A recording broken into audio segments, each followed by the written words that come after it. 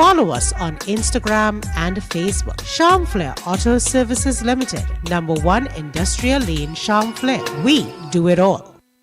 Welcome to Drive Time Exchange. As rubber hits the road, hard talk meets great music. Monday to Thursday, 4 to 6 p.m. on Net Radio, taking you above and beyond. Jano,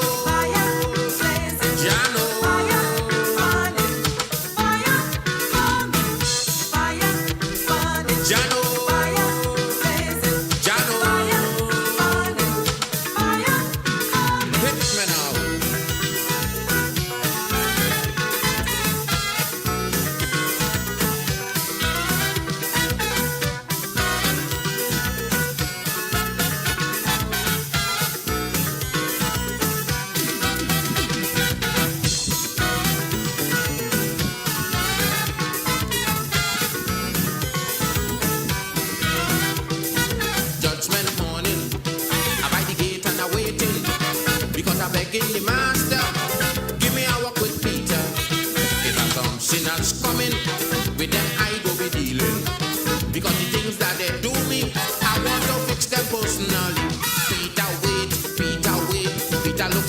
Roads by the gate.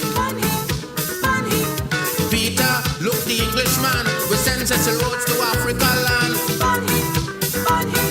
Peter, take trip, take Raleigh, but leave Victoria for me. Peter, I just don't care what you say, but Mussolini, he can't get away. Why? This is my time for bunning. A bunning and a bunning and a bunning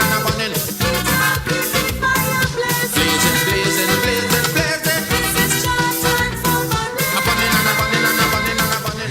Okay, everybody, good afternoon to you. And of course, we welcome you to the Drive Time Exchange. And of course, you are listening to New Era TT Radio. Yeah, we take you above and beyond. So glad to be in your company this afternoon as we welcome you to the Drive Time Exchange. Of course, inside of the Drive Time Exchange on a Wednesday and a Thursday, we are marshaled by none other than Andy Johnson himself. So it's good to be here with him and the team. So Andy, a good afternoon to you. Well, good afternoon, Charles. Thank you very much. And it's a pleasure to be again with the audience in this station, taking broadcasting well in a different direction, a certainly positive direction in Trinidad and Tobago. Well, on the discussion this afternoon, on the program this afternoon, I want to look at talking with well, there was supposed to have been 3 persons. One of them, Mr. Gaston Youssef, a former mayor of Arima, is a businessman who came into the government in the period 2010 and was mayor of Arima at the time, and he continues to be political, but in different ways and in a silent way. He should have been part of the team of the discussion this afternoon, but he got into some difficulty trying to get home after work, and he's promised to come on the discussion here on New Era Media at the soonest possible opportunity down the road. We're talking on this edition of the program with 2 gentlemen, one of whom is sort of the standard bearer for the organization that was foremost in operation in Trinidad and Tobago, who led the social political movements we had in the 1970s. In 1970 in particular, the National Joint Action Committee was the organization that was sort of most prominent in the socio-political challenges the country faced then. It continues to function. It was a member partner in the government in Trinidad and Tobago before in 2010 to 2015, the People's Partnership government, and the person who agreed to join us in the discussion. Now we're talking about Trinidad and Tobago yesterday, today, and tomorrow is Mr. Kwasi, Brother Kwasi Mtema. He's a political leader of the National Joint Action Committee, NJAC as it was called. Where is the movement today, and where is it helping the leaders as we go in one direction or the other, as we continue to seek ways of building Trinidad and Tobago socially and politically? And then we will speak with somebody who is one of the future, Kovi Sandy. He was working with in the Ministry of Youth Development and National Service up until the last election, and he was one of those whom the minister was pushing as a young person to be able to take the horns of leadership when that time came. He continues his socio-political work. We'll get to him in the second part of the program this afternoon. But we're talking now with brother Kwasi Mtema, who was in fact, like I said, part of the government in the period 2010 to 2015. Good to see you, my brother. How are you?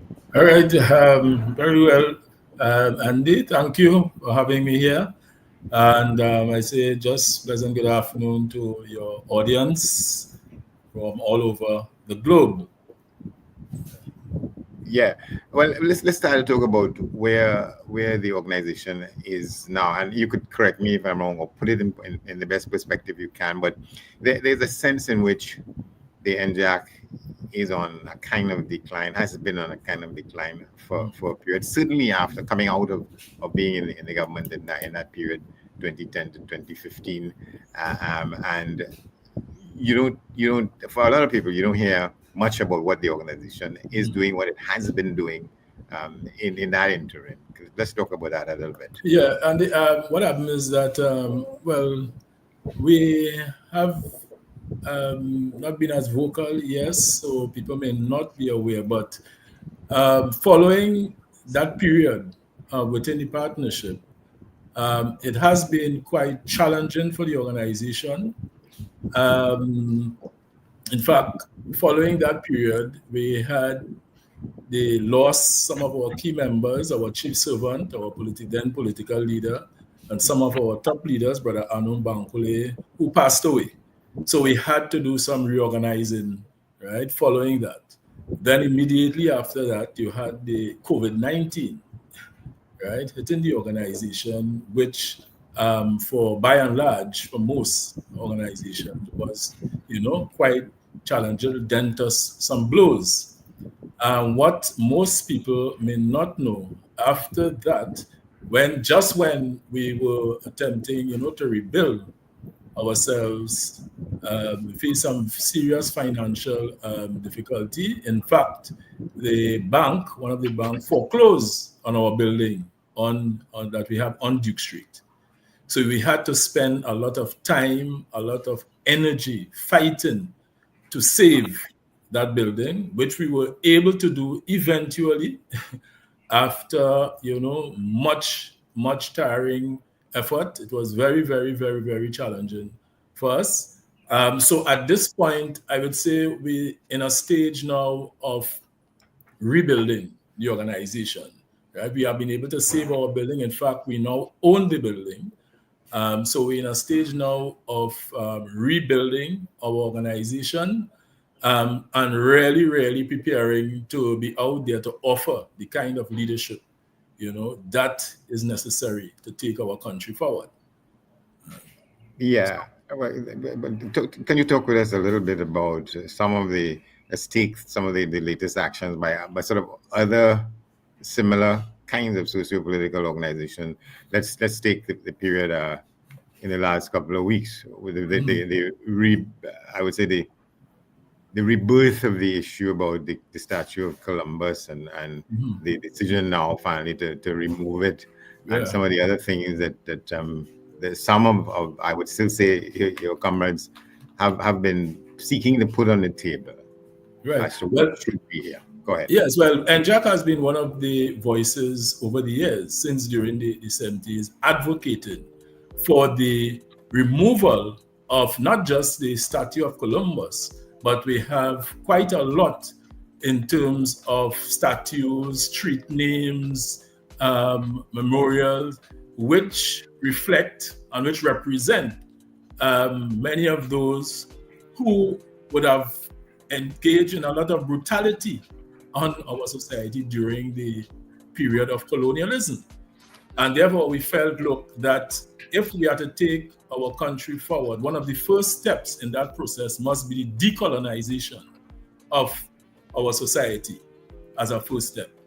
So that we have been advocating for the removal of such images, statues, street names, and being able to help assist in making that transformation where you can replace these images and names and so on with those who have made very valuable contribution to the development of our society and the wider Caribbean. Because what this would do is to be able to inspire and motivate our people, particularly generations to come.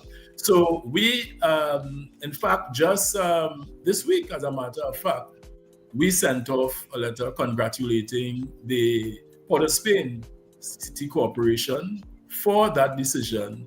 And we also renewed the call that we made, because we did approach the corporation, that was 2 years ago, and they took a decision in terms of renaming one of the streets in Port of Spain after the chief servant, Macandal Dagger. So we did receive correspondence at that time that yes, they took that decision, they agreed. However, since then, it has not been implemented. So we have written to the mayor and the council there, again, renewing that call and trying to get that implementation. Added to that, we also raised the call and we wrote to the corporation. In fact, we wrote to former Prime Minister as well, Prime Minister Rowley, for a statue of Brother Macandal Dagger, the late chief servant, to be erected within the city as well. So we will be pursuing those two issues, the street renaming of one of the streets in Port of Spain, as well as the erecting of a statue in memorial, in memory of the chief servant, Brother Dagger. Yeah, so let's talk about the street issue. That is the street that is sort of northeast Port of Spain that well, there's been the action to have it renamed in honor of the man whose name was Stokely Carmichael. Right, yes, that Oxford Street Street is to be renamed. Apparently a decision has been taken recently as well, because again, that was a matter that was raised quite some time ago. We have learned that decision has been taken to implement that. Our proposal, we did propose for Duke Street to be renamed after Macandal Dagger. However, the council wrote back and said that they did not agree with Duke Street. They didn't give a reason, but they said they are prepared to name one of the streets, but not Duke Street. But we did not get a reason. So we have written the mayor requesting a meeting where we could discuss the whole issue at this time.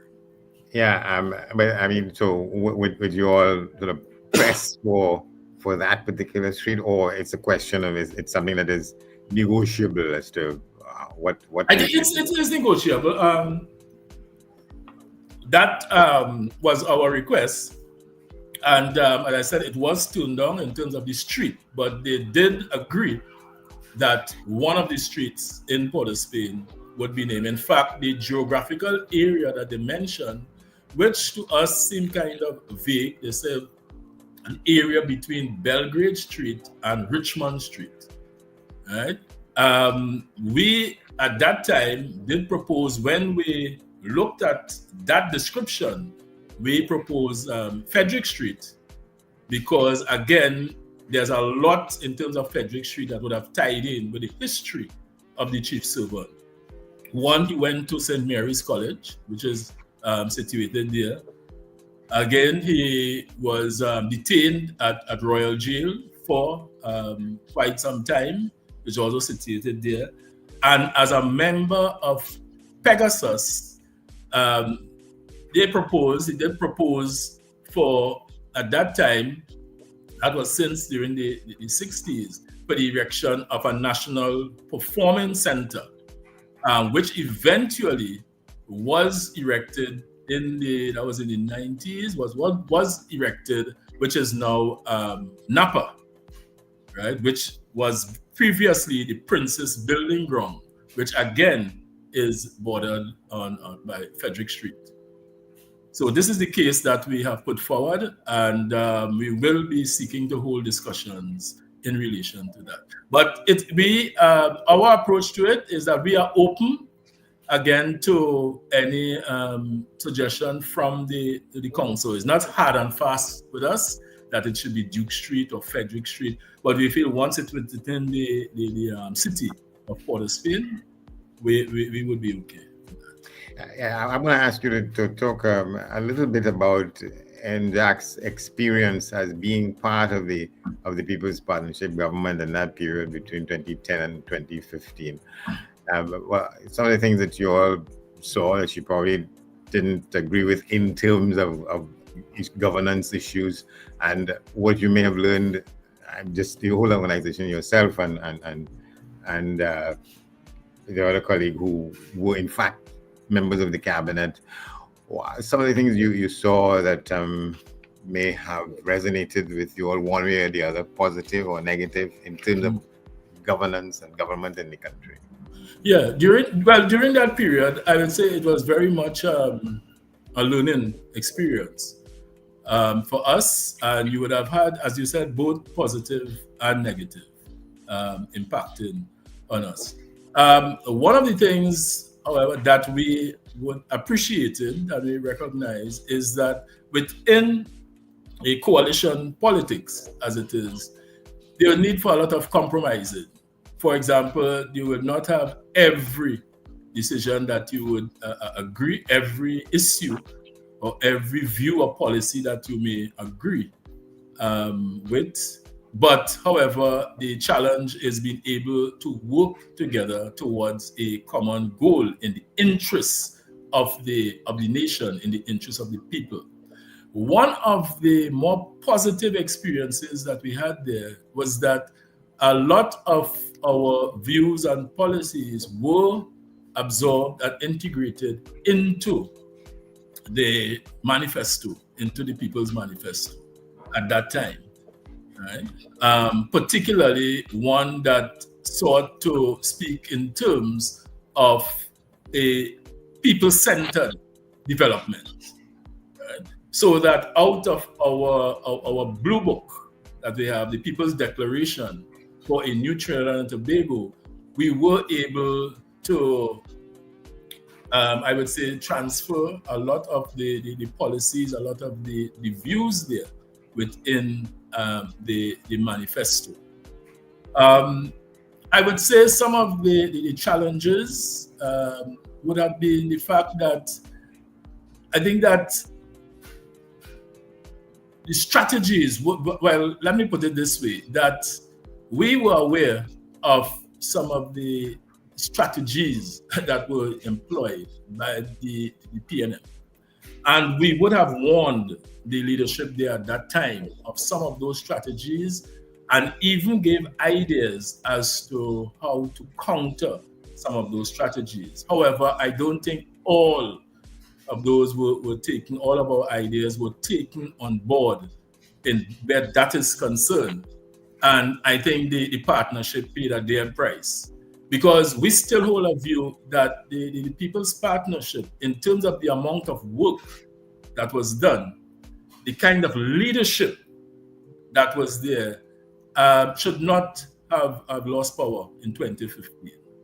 But as I said, a lot of the advice we gave in terms of the strategies, in terms of countering or neutralizing the strategies of the PNM, I don't think a lot were taken on board, and we did pay a price.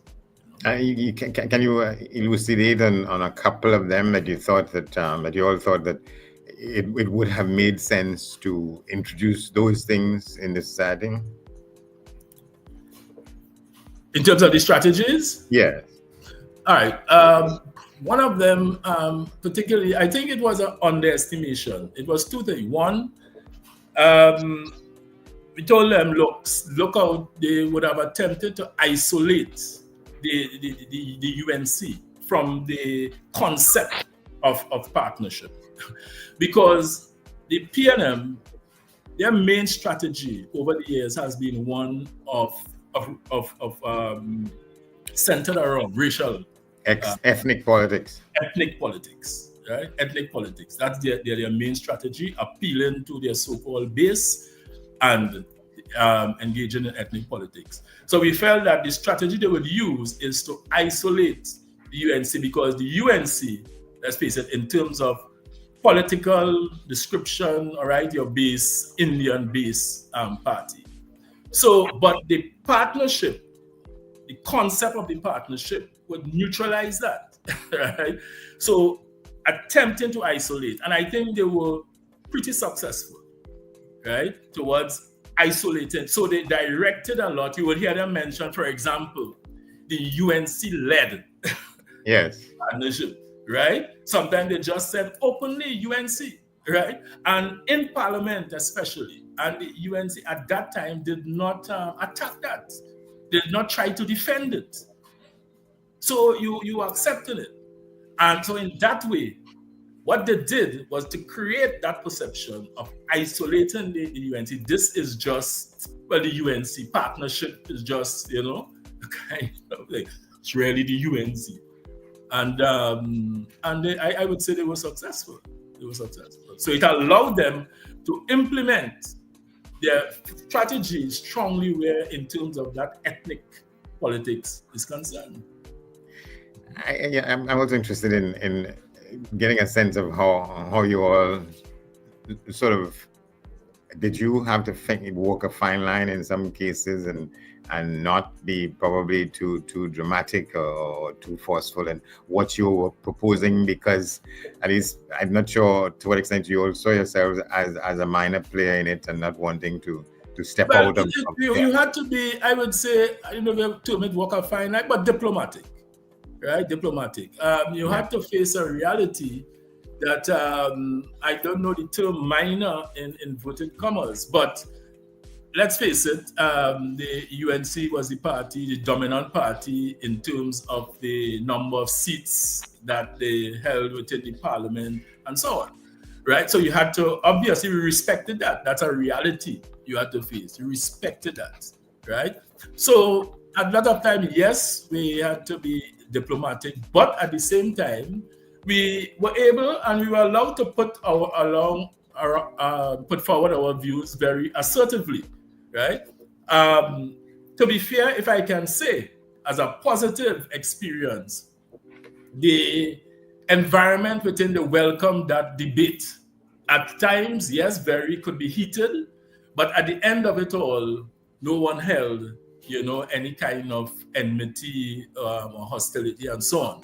But at times, yes, we had to be forceful, and in the same way, it would be forceful in terms of their response and so on, right? But it was done in the spirit of camaraderie. But obviously, if one is very passionate about one's views, and you feel very strongly about those views, you will try to get those views across, especially if it's a case of negotiations that may be necessary. And at many times you had various type of negotiations, whether it be for seats, whether it be in terms of having certain roles within boards or certain roles within different meetings, different forums, and so on. So you would have had negotiations taking place. But I think the parties respected each other where those negotiations were concerned.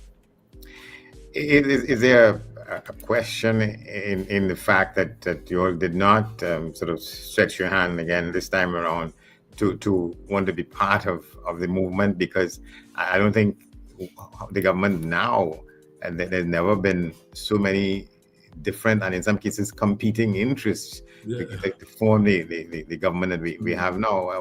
Why did you all decide? I think it more had to do with our own internal situation that I described earlier.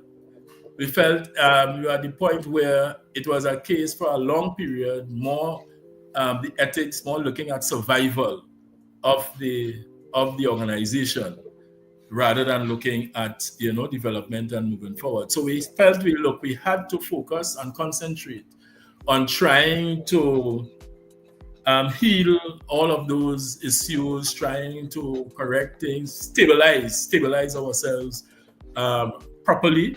Especially, I would say, in terms of the financial challenges that we faced. At the time, it may not have been wise or appropriate in terms of, moving forward and getting involved in the elections. But subsequently, because we have now, I would say, going into a period where I think we are out of the worst of it and we're beginning to kind of level off and we could see a better future ahead. But since then, we have written to the Prime Minister, congratulating her and seeking to have a meeting to discuss our views. In fact, we stated to her that we are prepared to work with the government towards achieving the required objectives to take the country forward. Right? She did reply and welcomed our approach. Just that meeting has not taken place as yet. But we wrote the Prime Minister and stated that we are willing to meet to play our part. We are prepared to work with the government in whatever way is necessary. Yeah, and you don't get the sense that when I say you, I'm using the royal you to mean others of your colleagues and so on. You don't get the sense that maybe there's a feeling somewhere in there that it's too little, too late, that you didn't come on board before we assumed office again, and now it might be too late. I can't say on our in terms of in our mind, our point of view, we don't see it that way. I cannot say in terms of the government, in terms of the UNC party itself. But as far as we are concerned, we don't see it that way. In fact, when you look at the manifesto of the UNC, it speaks of working together with all in terms of being able to implement the various policies that are necessary to take the country forward. So we stand by that.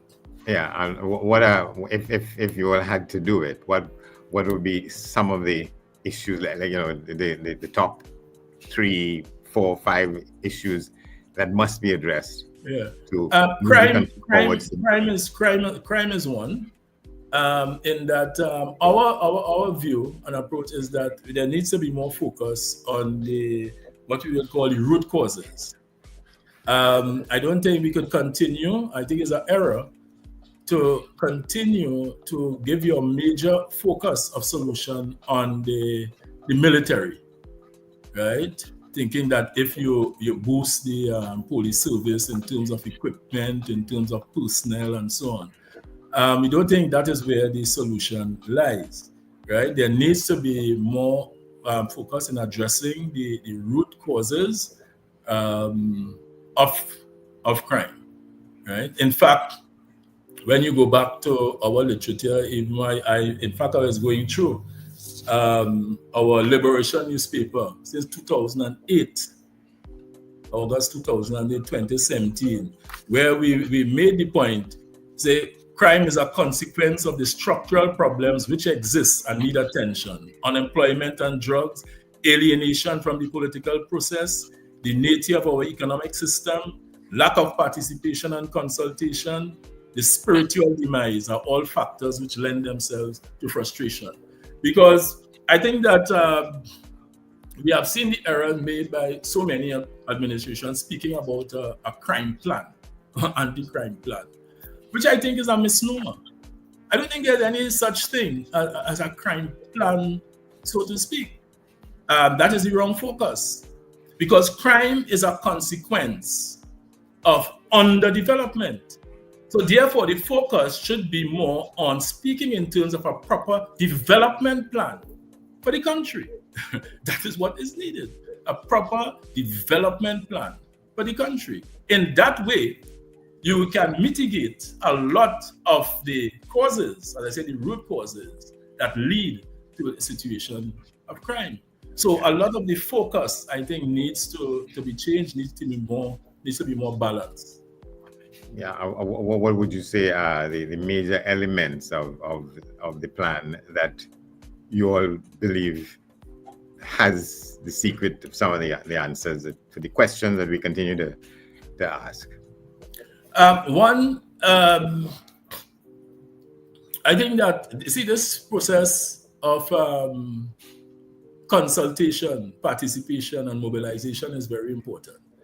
In terms of, I think there needs to be a more effective interfacing with the communities at the community level, right? You need to drill down deeper to the communities.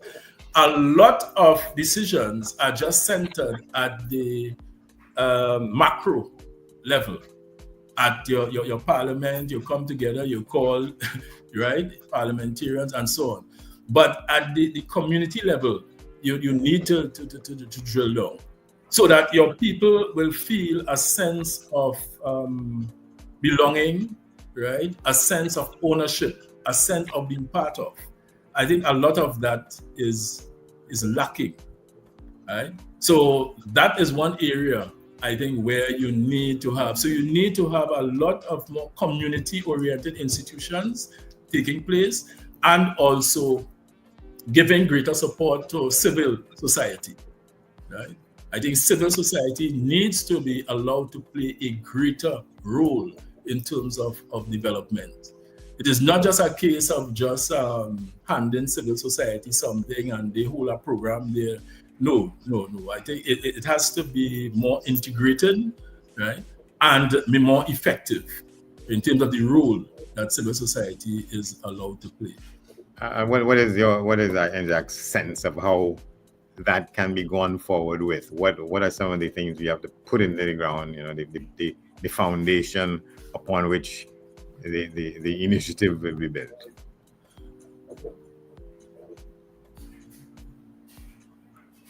There needs to be first, in terms of the thought patterns that go behind it. You need to be thinking in terms of total transformation of the society. You call for a lot of radical changes, right? For that to take place, a lot of radical changes, right? Take, for example, this whole problem of you're having with foreign exchange. You listen to the narrative, and the narrative you're getting from most, even some of our leading economists, is how do we gain more and more foreign exchange? How do we gain more and more foreign exchange? So they are more focused on the supply side, and there's not enough focus on the demand side. The real problem is the increasing demand for foreign exchange, which has to do with our cultural orientation as a society. For too long, we have been living in a society who have been trained to think that what is not just better, what is best is foreign. So everyone is finding themselves running after what is foreign. What is foreign, right? This country has no right having a food import bill of $7 to $8 billion. 1.5 million people with so much resources, right? Some of the best agricultural land in the Western Hemisphere. We have no right. But what has happened is that what we have done while suffocating agriculture, a lot of which has been deliberate, right? We have placed our, in terms of food and everything, in our area of feeding our society, in the hands of a few, who I will refer to as the traditional merchant class, right?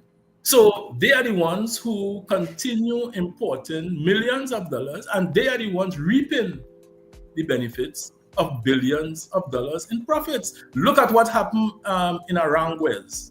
In Aranguez, it has been recorded of some of the most fertile, best agricultural land there. You take a walk down in Aranguez, back there, what you see, right? Warehouses on top of warehouses. A lot of them have shifted their operations from Port of Spain there in Aranguez, right?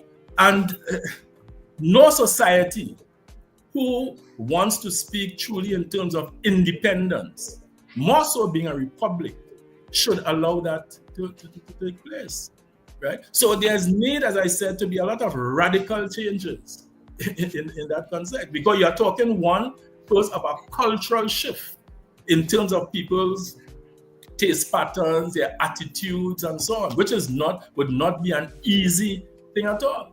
What happened with the PNM? They took the easy way out because they understand that, look, attempting to make those kind of changes will be very challenging for any government, any leadership. So they chose the easy way out, as at the same time they benefited, right, from that. Well, they call it the so-called 1%, as they say. They benefited, right, from these people who control the food industry, food importation, and I suppose that would be a lot of their sponsors and so why do you think they lost this time around, and how the knowledge of that may assist the current office holders of doing things probably differently, probably even more strategic, and may even be I don't know, in terms of, I don't know, you see, they would have lost, I think, people, a number of things. People just grew totally fed up. I think the PNM became so arrogant in their structure. I know one of the things, for example, the Prime Minister openly, the former Prime Minister, and you telling the population in terms of policy that you have to allow the rich to become richer. Yeah, so that they could. I mean, just say you have taken the population for fools, because that is what we have been living through for years, and people know that. People have been complaining about that, right? That is why the very term of 1% and so on came about. The rich have been getting richer. So when you come and put forward that as a new policy, right? I mean, to say people would dismiss that. Right? And along with that, you have so many other attitudes that reflected themselves into behaviors that reflected themselves in terms of the attitude of arrogance. Right? And people just felt they were going too far. So you think it's still 1%? I didn't hear that. You think it's still 1%, the people who are deemed to be devils against? Yes. The country, in terms of structure, for quite some time, a number of years. In fact, we are still within what they will term a neo-colonial society, right? So that, yes, from colonialism, the shift was in terms of color, in terms of ethnic color, but we still live within a society where just a few control the purse strings, they control the economy at the expense. There's still at the expense of the majority. There's still a lot of inequality in terms of distribution of resources, right? You still have within the country a few who exist as a privileged few, right?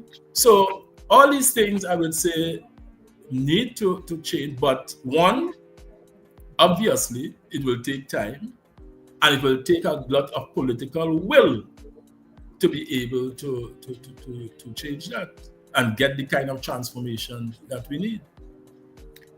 Yeah, and you seeing any prospect for that kind of thinking to sort of infiltrate the policies and the programs of even this group in office now? Because their slogan, when the UNC wins, everybody wins. Yeah. Frankly, I don't know. It's a bit early yet. You have had some good pronouncements, I would say, from the Prime Minister. One of them in particular, I would mention. And I'm hoping that when we speak, we'll be able to expand more on it with her. But and it has become controversial, that is where the question of CPEP and URP is concerned.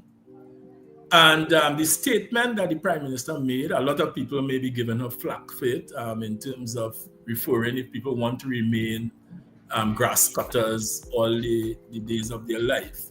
But she made a very important point in terms of the issue of the lack of training and the need for it, because this is what, and this was one of the ideas that NJAC put forward in 1970, right? That a program, it was, in fact, that you are, at that time it was Dude or 10 Dude. Yeah. Dude, right? Yeah. And that came from an idea that NJAC put forward. But what it was supposed to be, they were supposed to go to work for part of the day, say about half of the day, and the other part of the day, the other half, was supposed to be involved in training. They will go to classes to be trained in some kind of skill, right? So you would have been able to take care of two problems: one, the unemployment, and also sustainability in terms of future employment for the society, right? However, what the PNM did, what they did was, yes, they accepted the idea and implemented it, but they corrupted it, right? In that they did not implement that component of training, right? They didn't implement the component of training. And all they did was to let the workers come, work for a few hours, 2 hours, a couple hours of the day, and then they go home, only to, because they're just for their own political expediency and survival. But what it did, it destroyed the fabric of the society. Work ethic, right, became destroyed, and we are paying a very heavy price today. And sadly, a lot of us find ourselves blaming the very workers, which is unfair. Right? That was encouraged, and people were trained in that way psychologically for years, right? So that behavior became a cultivated behavior. So the workers should not be blamed. They should not be blamed. Yeah, but a lot of us find ourselves blaming the workers. To what extent you get us any sense that there is in fact an attempt to address it on those fundamental points that exist? Well, the most that we can go by now is the sentiments that were expressed by the Prime Minister, which we totally agree with. Right? We totally agree with those sentiments. You cannot allow people to just live their life continuously, right? Where you can make no progress, you can see no development, and you're just there for a couple of, you can't do that. The country will not move forward. So in terms of those sentiments, I can say yes, we support it. However, in terms of taking it beyond there, that is where we would like to engage in that kind of discussion as much as possible, if we can influence, right, that movement forward to implement really what it ought to be. Because what people don't recognize is there's a linkage to crime here as well. Because you have young men now who over the years have been there existing. They might be age 20, 21. And they have seen their grandfather and grandmother grow up in 10 days. And you have the mother, the father, the aunt grew up, the sister, the brother. And the experience has been one of exploitation of the woman and disrespect and abuse of the men, right? So their perception of that is that, look, for years I just seen my family, my neighbor, my friend family, just catching the royal for all these years and going nowhere, because sometimes at the end of it, these people have nothing. They don't have a house that they own, that they can call their own, a vehicle. They have nothing to leave for their coming generations, their children, generations to come. So their life, and what you find happening, a lot of these young men, seeing that, have made a decision that I'm not putting myself through that. I'm not going through that kind of suffering all them years to reach 60, 65, right? At the end of it, what? Nothing? That is what is happening. That is a phenomenon that is existing. So a lot of them have made up their minds. You see me? let me see what I could get, how I get it, and enjoy myself. If I live till 25, so be it. If I live till 30, so be it. But I just want to enjoy myself in their context, in their definition. So to bring this party, woman, song, what I enjoy my life. At the end of it, if I have to go, I go. But a lot of them have told themselves they're not going through what they see the parents and the grandparents went through for them years, and at the end of it, have nothing, only suffering, having faced disrespect, exploitation. They're not going through that. So there's a linkage with the crime situation as well. And if you all were to be asked to contribute to the kind of initiative and the kind of ideas that will change that kind of mold, you have those, and you. Yes, we have. Yeah, we have. In fact, these are things that we have been, addressing within speaking concert. In fact, I don't even think, to a great extent, it may take it extreme, but just to get across the point that we need to think of anything new. There's a lot of ideas we have there just sitting down, which we have, over the years, voiced. Some of it we have voiced, some we may not have voiced, but we have had those documents there which we sat in consultations and so on. So they are there. So we are confident that we can contribute in a real and tangible once given the opportunity. Yeah, and so you remain hopeful and positive that there will be some kind of getting together to at least examine what you will bring to the table. And yes, we remain positive. We remain hopeful of that. It may just be a matter of time. you don't know when. In fact, it may not be this year. But we are hopeful that it will happen at some point. And we remain open and prepared for it. But I am saying that the country already, and even if I am to say, Andy, what we are hearing, I think from the current, if you want to say current, for want of a better word, leadership, of the PNM, is not very encouraging or promising at all. What you're seeing is that it will just take us down, right? A road continuing where they may have left off. So people have to be very, very, very, very careful in decisions we make going forward, because the kind of utterances you are getting already, right? It's not. So the PNM is in a way it wants to fight. It wants to win the government or win back the government by fighting, and that is not how the road that we should be taking. That's what you're saying. Yeah, not just fighting. I mean to say you are getting some very how I would put it, not just negative, but comments that would not help the country. Take for instance from it was the former Minister of Public Utilities, what's his name? Marvin Gonzalez. How could you in this day and age, all right, you may have, I'm not saying that you may not have, you're free to have your criticism of the composition of boards as you wish. You're free to have that criticism if you feel it may not be as balanced, ethnically as you should. I mean to say it's free. But you can't go beyond a certain line. How you can make a statement that when you look at a board, you wonder if it's Bangladesh or Delhi or something like that? What are you telling the population? What are you telling the population? This kind of mind, thinking that, how far could this take that country forward? And you want people to see you as an alternative in terms of government? I don't think so at all.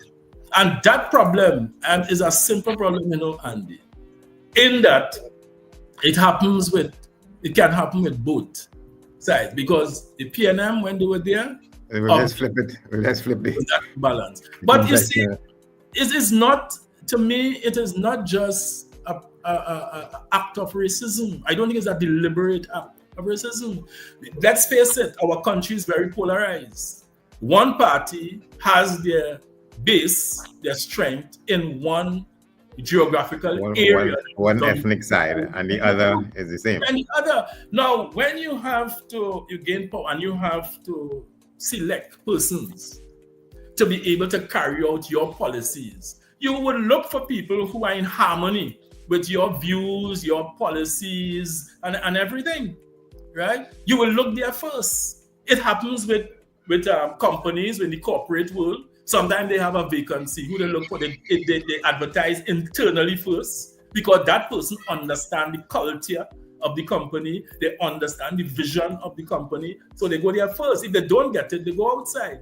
So that is where the error can be made.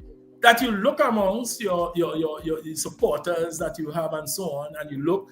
The thing about it, sometimes the error is made to select persons who are not properly qualified or equipped, where you just use it as in terms of nepotism, just as a handout, as a favor. That is not how it should be used. But you can have that error being made.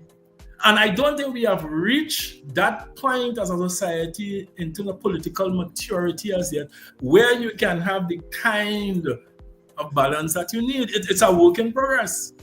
You see, parties need to make a deliberate effort to make it. So sometimes you have to look a lot outside of your maybe support base. But obviously, there's a risk there that sometimes a party has to consider. I mean, not be mindful of. Want to bring someone in who will be hostile to your views and your policies and so on. Yeah. Right? So that is where the error is made. So I don't think in all of these cases it's just a party want to be racist and just choosing this for choosing that sake. That is where the support is, right? So it would call for a greater effort in terms of creating that mix. So when you get that kind of narrative coming from a leader, right? It's not helpful. Is that a good foot? Is that a good foot to pursue alternatives with? Correct. All right. We could go on for another hour or so, but yes, thank you very much. So you have a sense of what is required and how the organization can help make the difference. Yes, because Andy, our approach of politics has always been that way. We have never seen politics just from that partisan standpoint or just to get some votes and get into power. We have not seen politics that way. Our ambition, our desire is not just to win some votes at any cost, right? So for quite a number of years, our modus operandi has been one of, you could say, governance, behaving as right someone who has the responsibility of governance. That is why we have created a number of institutions. In fact, we are the only political organization that has that type of structure, that has approached our work in that way. So we have the Butler Institute of Lifelong Learning, which is involved in areas of education. The National Action Cultural Committee, that is involved in culture. Right? The Caribbean Historical Society. And these institutions operate as non-political, non-governmental institutions. So they are allowed to embrace people in terms of cross-political views. Right? So you may find you go into one of these institutions, you see someone who may share views or belong to another party. However, we feel they can make a valuable contribution in that area of development, whether it be culture, whether it be arts, whether it be education, or where have you. Right? And that is how we have operated for years. All right. Thank you very much. It's been a mouthful. Thank you. Thank you very much for having us. Kwasi on your Mtema, forum. political leader of the National Joint Action And Congress. keep up Thank the you very good much. work. Keep up the good work. Thank you very much, and you too. All right, well, we will take a break here on. Yeah, so we'll take a short break and we will be back right here on the Drive Time Exchange. Peter wait, I say Peter wait. Peter look Porter reach by the gate.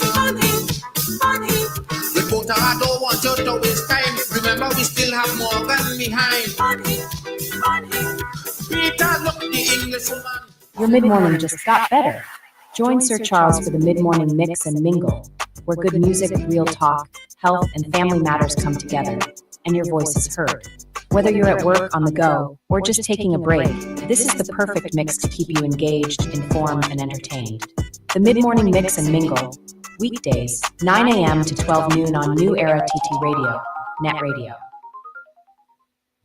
Men, women, tired of the invasive, painful old methods of testing prostate and breasts? The Institute of Health and Fitness Clinic and Wellness Center offers comprehensive and non-invasive diagnostic testing, which indicates the nature and extent of diseases and tests your nutritional levels. Our quick testing can identify early signs of problems by evaluating many of the bodily functions, such as male and female sexual function, gastrointestinal function, liver function, kidney function, thyroid function, heart and brain function, and also cancer testing. Results are comparable with other medical lab tests without the use of needles or embarrassing specimen cups, and is pain-free. We also offer all natural treatments. Visit us now at number 79 St. Vincent Street, Tunapuna, or call 492-7397 or 289-6363. Bringing you full discussions, the hottest topics, and some tracks to keep you moving. The Drive Time Exchange on Net Radio, taking you above and beyond.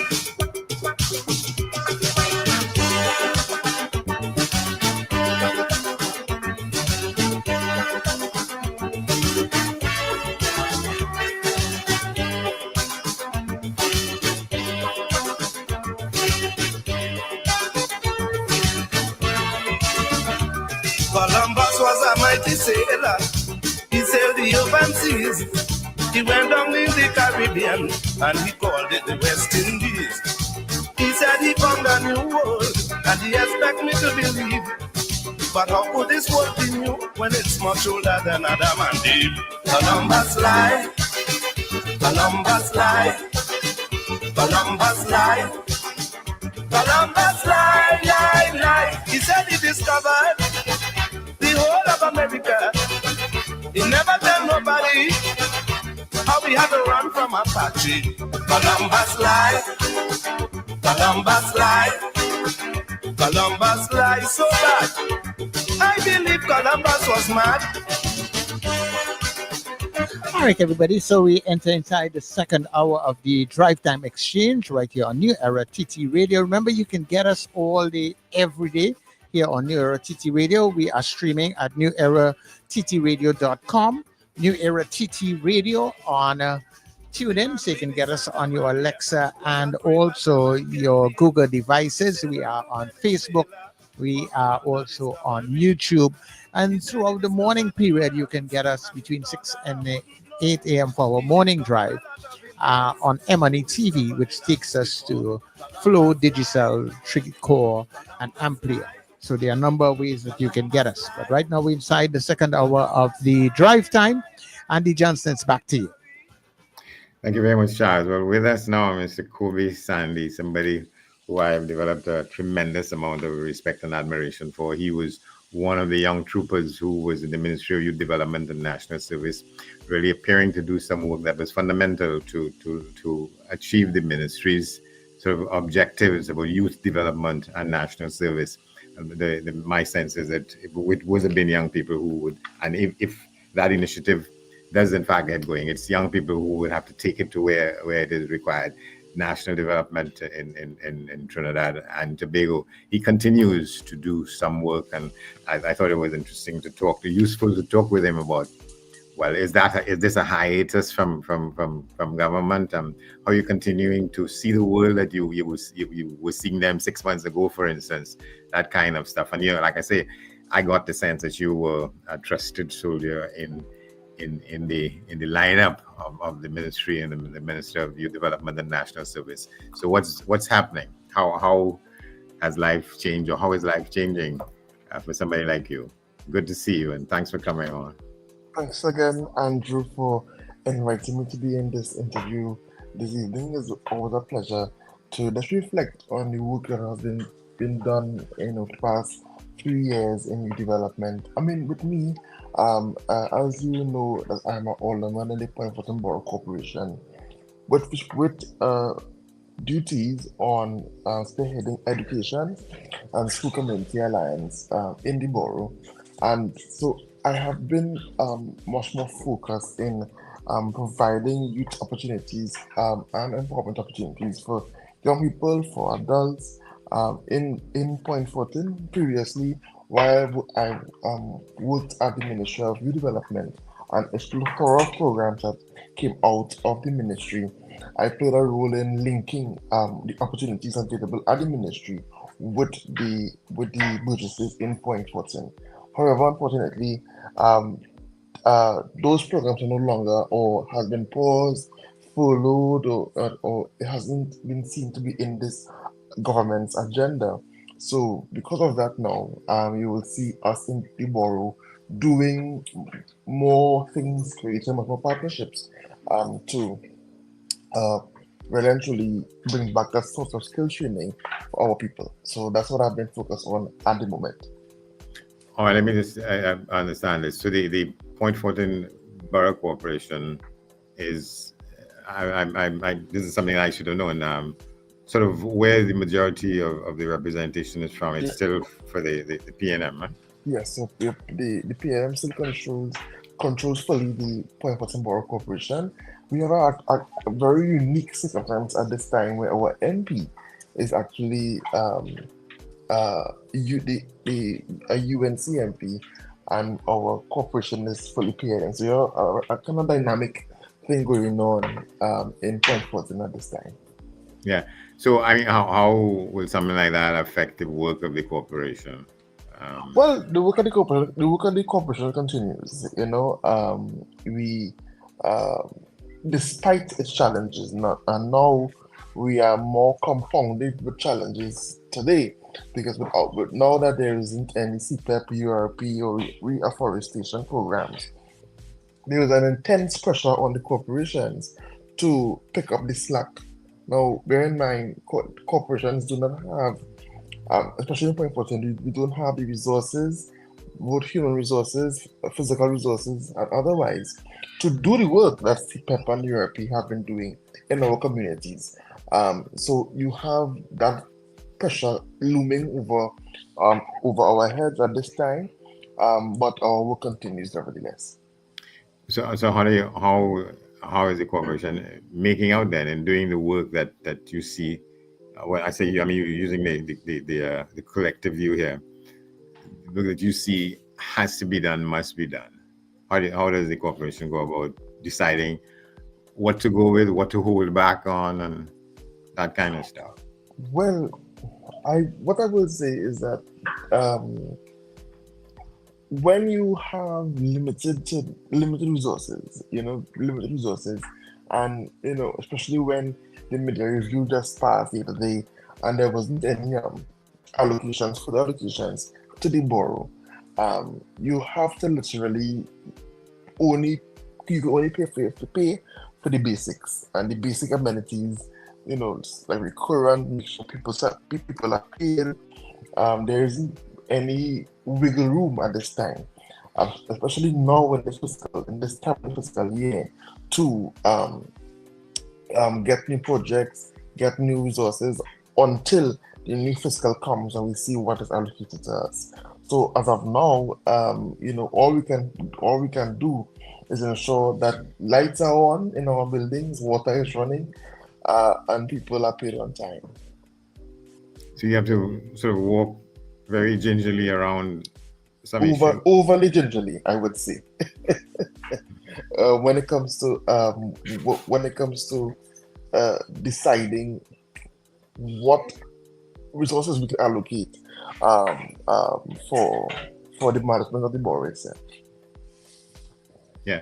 So, is there? Did you go through a period of sort of withdrawal, spiritual and energetic, and in terms of what you were doing, working, Ministry. as Yeah. opposed to now? Well, um, I wouldn't say withdrawal, but what I would say is more reflection. You know, has been my um status for the past few months. As you know, my last day at the ministry was June 30th, which concluded 18 months at the ministry. Um, e- 18, no, more than 18 months, sorry. It was, 30 months rather. 30 Yeah. months I worked at the ministry. It concluded that. And what I did and what I has been doing currently, it is allowing me as a person to really and truly uh, look at life in a different perspective. Are you hearing me clearly, by chance? Yes. Making sure you hear me. Yeah, good. Yes. Right? And I've been reflecting on career opportunities, reflecting on what I would like to do, how I can better support young people in my community, how I can continue the service for young people and for people in general. So whilst being a part of the system that provided opportunities for young people, was indeed um, an honor. It was very great to really and truly give back in that national way. But no longer being there doesn't mean that my work stops. It does mean that I'm now redirected to a new place or a new version, a new dimension on how I could give back service to our country and our people. And so, how you made some decisions about that, or you still in the process of as they say, shifting to where the wind might be? Yes. Well, the the short and medium term, I would say, and Mr. Johnson, is that I have decided to be open to wherever um, um, I am directed to go.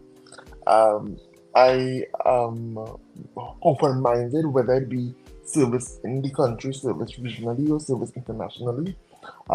Once all of my goals always has been to give service to people and making people's lives better. That has been my um, my operative, in my professional life thus far. And but other than that, I have an opportunity now to relax, as well. Some good, meaningful relaxation. I'm doing a bit more traveling and so on and so forth to connect with some persons. In fact, I'm not in the country right now. In fact, Yeah. I just came up yesterday, and in an effort as well to connect with persons. I'm attending Point Day in New York, Brooklyn, on the 24th of August. Meeting with my people, connecting and so on and so forth, and all in an effort to remain grounded and rooted. So uh, I am, as a young person involved in service and politics. My goal has always been to give service, and wherever the service leads me, I will for sure follow. I'm tempted to ask you, what is it that Minister Cummings may have seen in you to have sort of picked you out for greater depth and greater involvement in what he was trying to do with youth development in the country and so on? What is it? Well, I met Minister Cummings while I was president of the UWI Guild of Students. And being the president of the UWI Guild, you are the advocate or the leader of the foremost tertiary level student body group. The guild not only represents students of the UWI, but it also acts as a advocate for students in the country.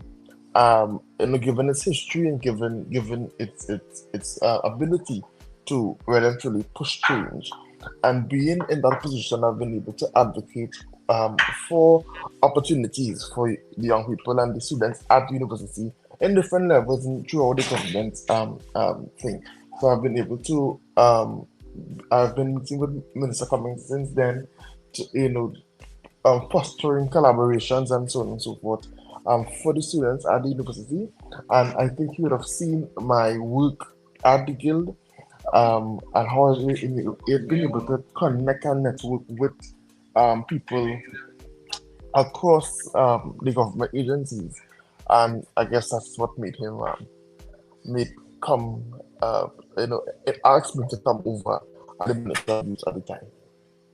Yeah, he seemed to repose a lot of faith and confidence in your abilities, and I looked at that to the extent that I had an opportunity to pay some attention to what was happening, how he was driving work and ideas through the ministry, and you appeared to me to be a good part of the centrality of that, as they call the ministry, my DNS. My DNS, correct? Yes.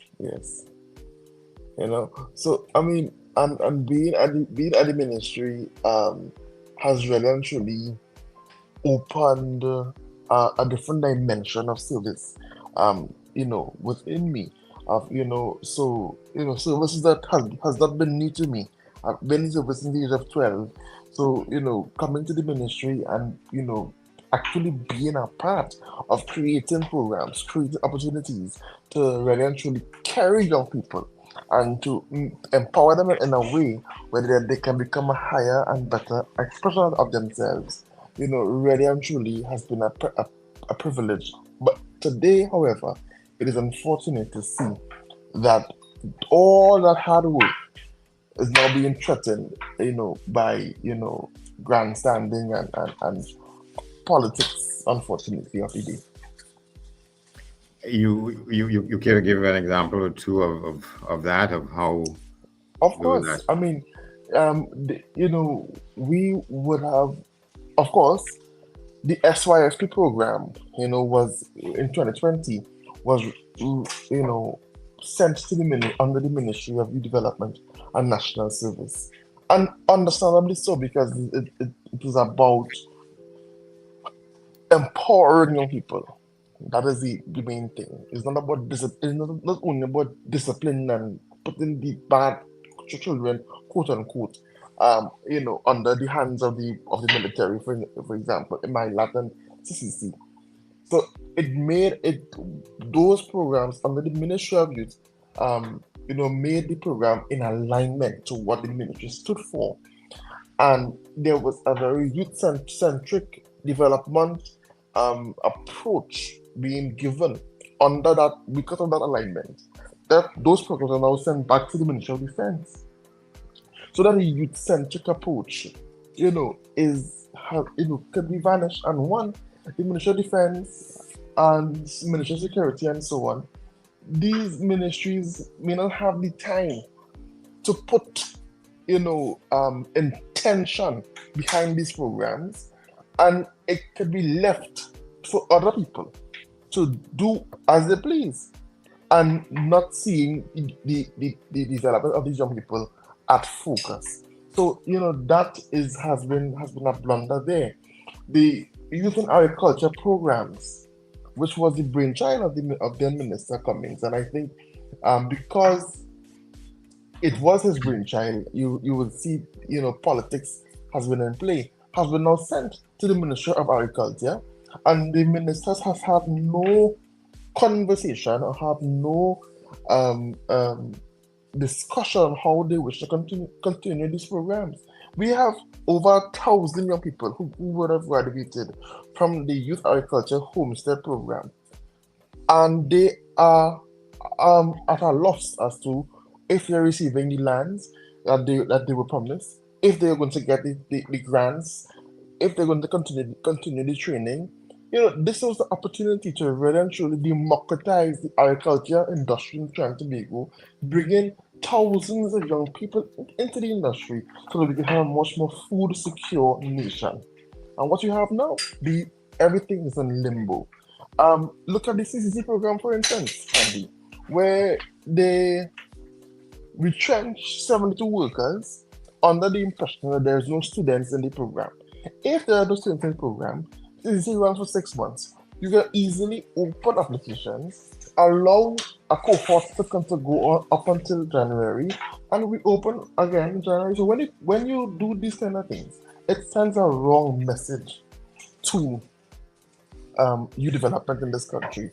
The new Minister of Youth, well, no longer Minister of Youth, Minister of Sport and Youth Affairs. And to be quite honest, I consider the Ministry of Sport and no Youth Affairs because there has been no discussion, there has been no interest from this new ministry in this new incarnation as to how they plan to go about developing youth in this country. So, I mean, and we have over 20 programs. Look at this year already.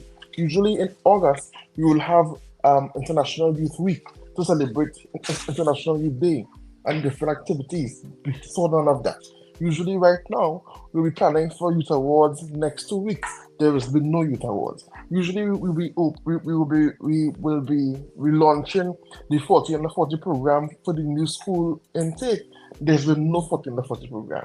So it begs the question as to what the ministry is really doing to support young people in this country. And that is why I'm saying all the hard work that we have put in for the last few years under the Ministry of Youth Development and National Service have now been gone up in the wind, gone up in the air because of politics of the day. So somebody has pressed pause on a lot of that. It is not as though it has gone to another ministry or anything like that.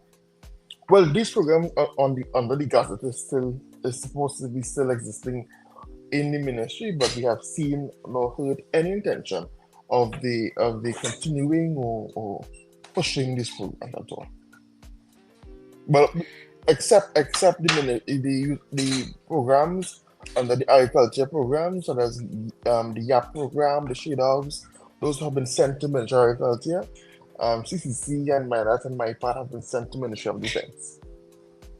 Give me a half second here. I want to address the drapery in where we are, in the room where we are. Let me just pull it back. I wanted to ask then about what you see as the challenges between the fact that the regional corporation is what it is, the way it is made up, and you have a member of parliament from another side being the member of parliament. That's correct? Yeah, correct. And what are some of the tensions that that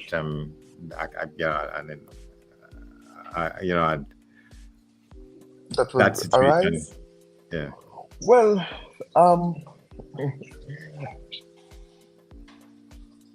it of course it is a not novel, because the last time we have had a similar occurrence would have been in 1986 with the 33 and point 14 was under NAR.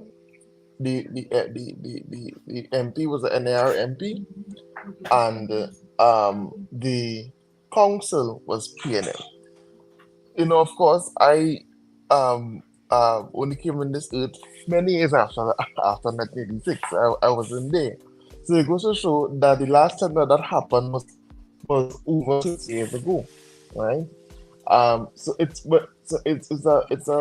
a new, relatively new experience. I haven't seen any tensions between the council. In fact, I've witnessed a cordial relationship between the MP and the council, noting that the MP is from Point 14. So we all grew up, with each other. Of course, the MP is a union leader with TU, and we will have, of course, have disagreements on different things. I mean, in fact, his children and I are good friends. We went to universities together and so on. So in Point 14, we have that point first mentality, and of course politics after. But of course, there will be times, I'm very sure, where we will have disagreements and so on. But I think once we maintain that we don't become disagreeable in the interest of the people of Point Fortin, I think things should be okay in the as we navigate this new relationship. So I mean, you have a sense that is in progress a kind Yes, an thus far. emerging culture that is. Yeah, thus far. In fact, I think the mayor and the MP has been having regular conversations and meetings on issues. Because the thing about it, we all represent the same people, and we all have the same problems and issues that we are facing in the community. So it really and truly is uh, um, you know a relationship that has been managed well thus far. And I must note that this MP is not in the bowels of the UNC, but it's a more of a partnership that took place with OWTU coming into the coalition of interests, I would say, and which we will also I will take some possible note of how that relationship will continue, if it will last at all, in this 5 years. Given all that is taking place, so that is to take note of as well. When you say given all that is taking place, what are some of the kind of things that the discussion on the 10% for public servants, the discussion on the opening the refinery, which they are heavily reliant on. So we want to I am taking note of how this government will be managing all of its promises to their partners of interest, and see how that relationship will last. Given that this is new. We saw it in 2010 with the unions and the UNC collapsing before. Very quickly we saw it previously in different incarnations. So the politics isn't very new, but it is take note of to see how they will navigate the expectations of each party in this coalition of interests, especially with regards to Point Fortin. Yeah, because Point Fortin is critical because of that is a location from which a lot of energy comes from the Correct. earth. And I mean the promise was that but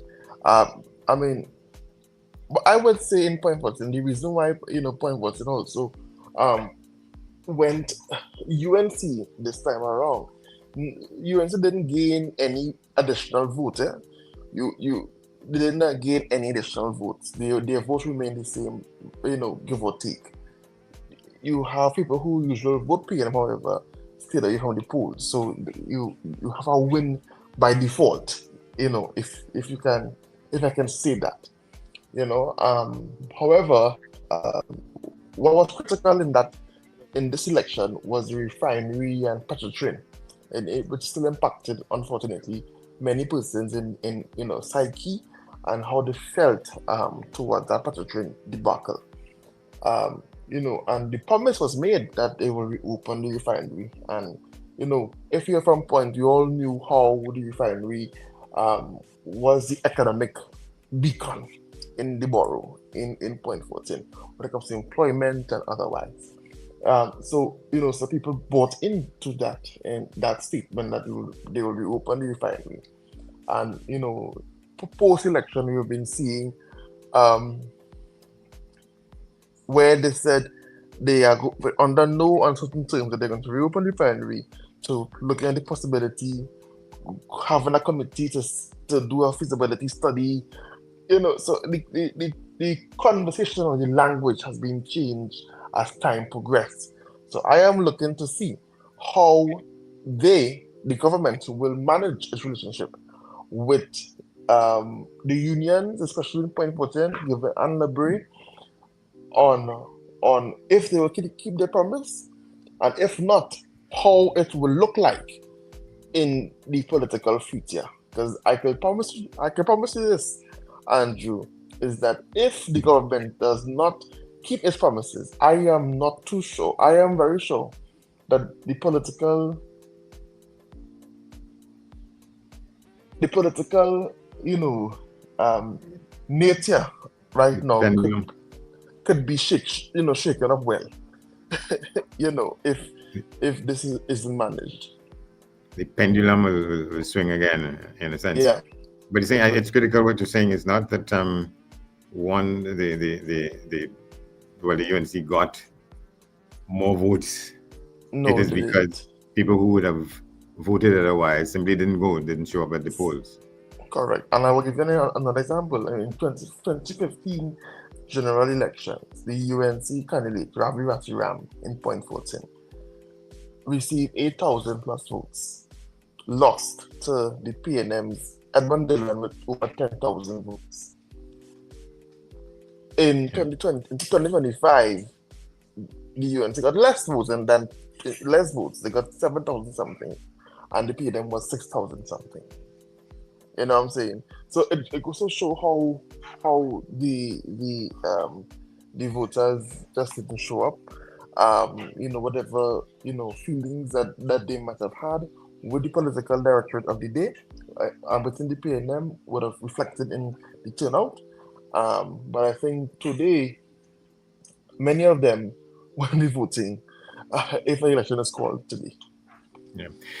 Do you think it's too early to ask questions about what will happen to, or what has stopped happening with plans to revive the youth facility in Chatham and projects such as those, the agricultural projects, youth agriculture program and so on? What are you seeing? Any signs as to what is happening? Well, what will happen? With regards to the Chatham Youth Development Financial Center, the YDAC,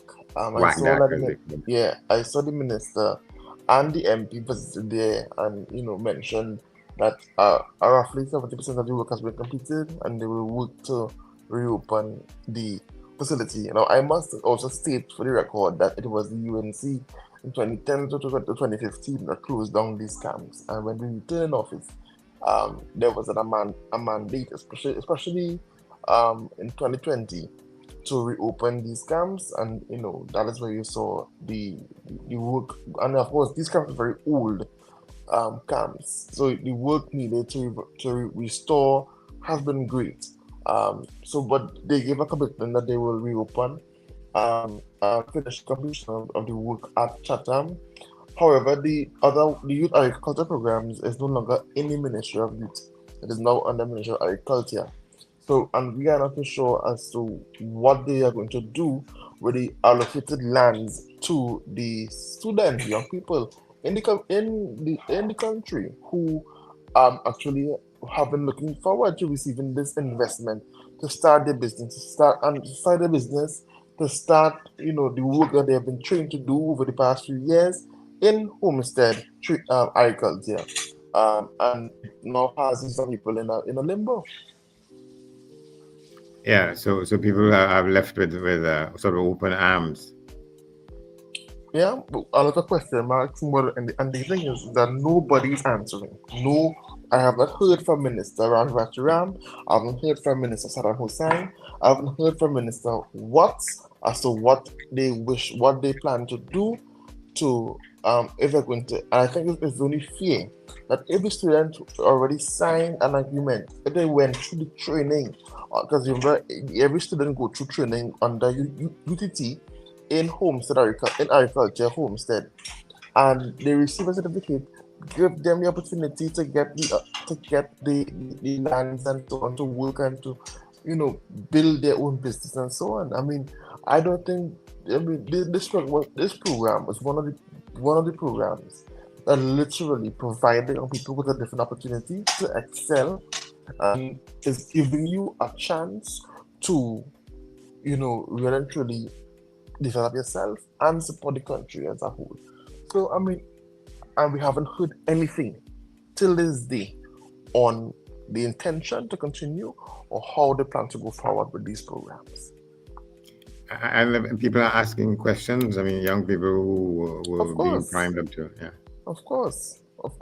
I mean, over 1,200 students were trained in this program. There were, I think, 4 cohorts. and then of course you send everybody who work in the ministry home. So it's very disappointing. In fact, it's not disappointing. It's not surprising, but it's still disappointing to see the state of affairs when it comes to um, how they treat young people in this country. Yeah, so the question now is that as a youth advocate, as a youth development advocate in a political situation as it exists in Point Fortin and the parts of that part of the country, how do you keep positive? Well, the good thing about it,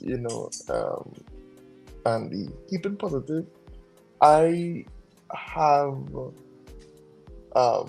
other things that I take my time. So I own my own business, and I put my resources and I put my time in it. It brings me joy, in these lives, and the ability to have good people around you.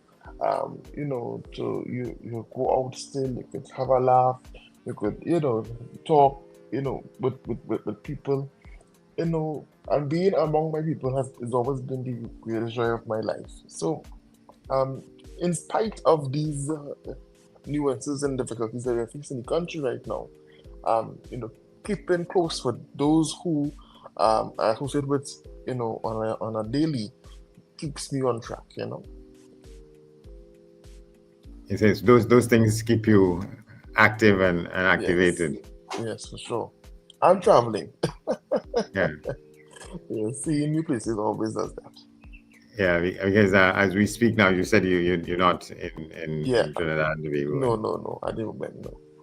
But you get a sense though that the specific issue of youth development is has sort of taken up a backseat compared to what the ambition of the last ministry was. It has taken more than a backseat. It is literally raised.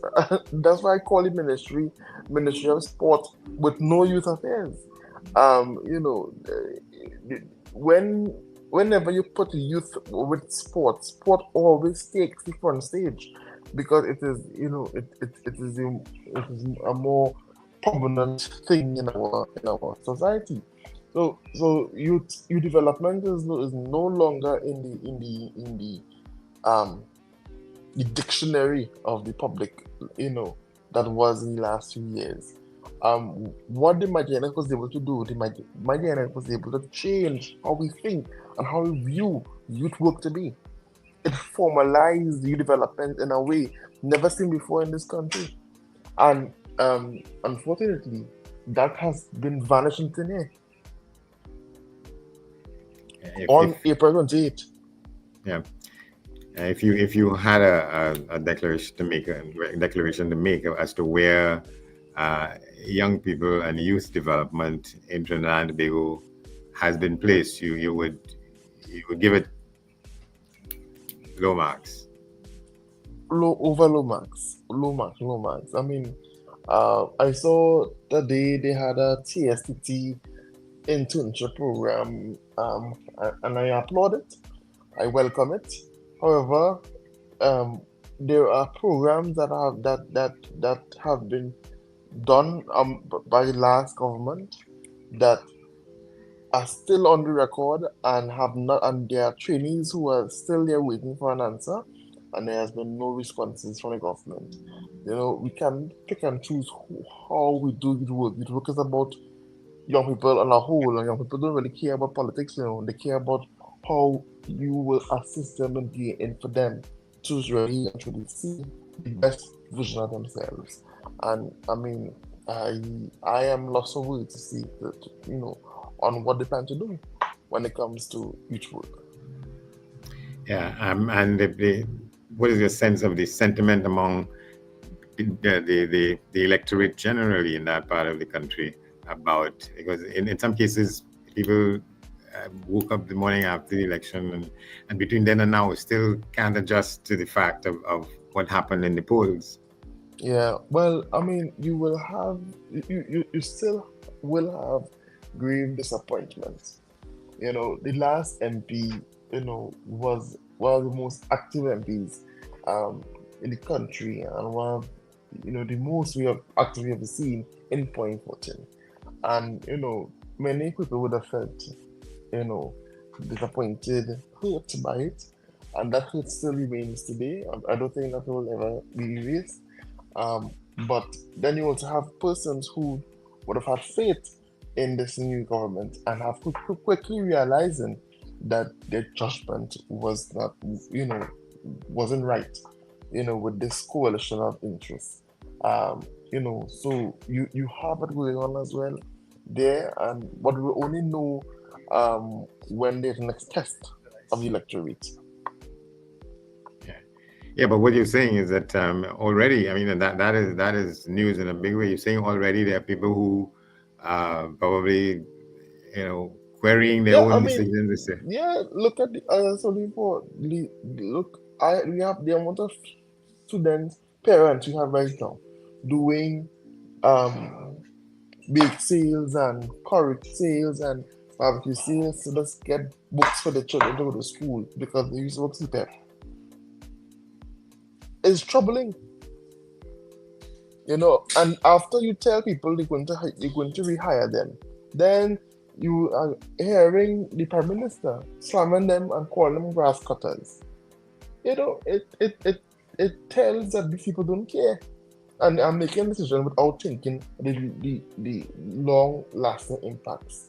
So now you have thousands of people in our area and the country who depend on these programs to bring food on the table, no longer there, and now we're in August, going into a new school term, and have to now resort to doing curriculum and barbecue sale to buy books for the children. And people are watching that and are realizing that this government is very vindictive and, crass. You think some people are already reviewing, in the cases of those people who didn't show up at the polls, we are reviewing that position, and in some cases, those who went to vote and considering they may have made the wrong choice. Most certainly.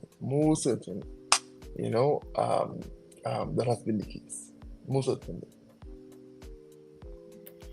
How do you continue to go forward with positivity in these cases? Well, I mean, Andy, what all we can do, is to really be there for our people, and that is how and supporting them. Many of them are doing businesses now, small business. You support them, you be right there with them, and that shows the camaraderie, and therefore brings in the positivity that you need. It's staying grounded and rooted with the people in your communities is what brings, or showcases the resilience of your people. And there, one imagines there are groups of people discussing these issues as to whether questioning their own actions and so on. Of course. Many have looked at the error of their way, but we can't fix the past. It's already happened. All we can do now is ensure it doesn't happen again. In our communities, and that is, and hold the government to account to the best of our ability, while of course using our limited resources to support our people in our borough. You think there's some rough days ahead before things get better? Definitely. You understand? But nothing gets better without the rough days. You know what I'm saying? Sun will only shine very bright after a storm. So we need to ensure that we navigate this storm well and return, stronger and better and much more united as a people. And you continue to, as you say, it builds to some extent strength and the determination to go forward. Most certainly, it does. Kovi Sandy, thank you very much. Thank you very much for having me, Mr. Johnson, and it's always a pleasure talking with you. Thanks a lot. keep as some people say, hold strength. Holy Spirit, yes. Thank you so much. Right, yeah.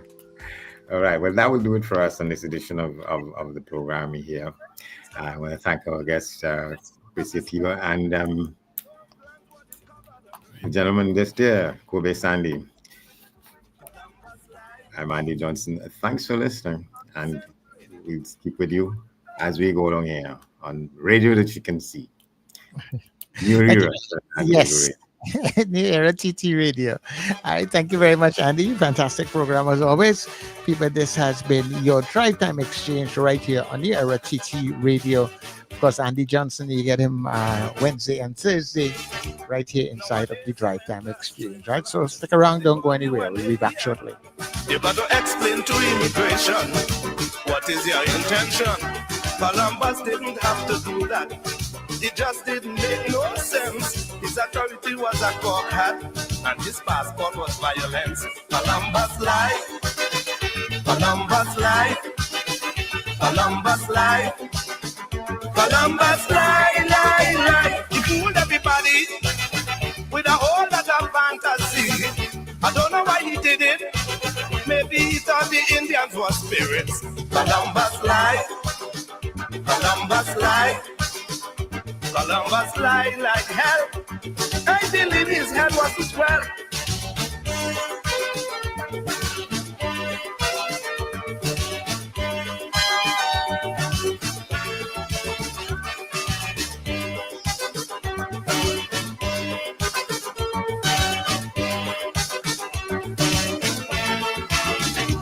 You might think I don't like Columbus, and the truth is that you are right. Though his name will be always famous, for me that man was a blight. He discovered North America, he discovered the West Indies, visit places and made forefathers and subject them to slavery. Columbus lied, Columbus lied,